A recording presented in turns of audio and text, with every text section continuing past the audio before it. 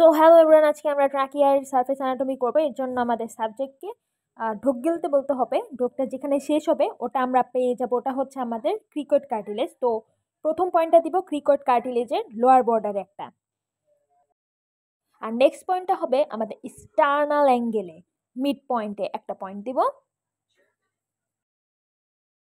এরপর আমরা 2 সেন্টিমিটার গ্যাপের দুই পাশে এইভাবে দুটা প্যারালাল লাইন টানবো।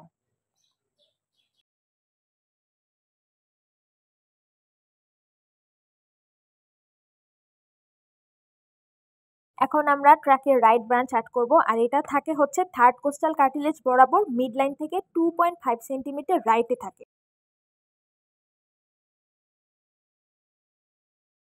আর লেফট ব্রাঞ্চটা থাকে থার্ড কোস্টাল কার্টিলেজ বরাবর, কিন্তু 3.5 সেন্টিমিটার লেফটে থাকে। আর এভাবে সবগুলো পয়েন্ট যোগ করে দিব।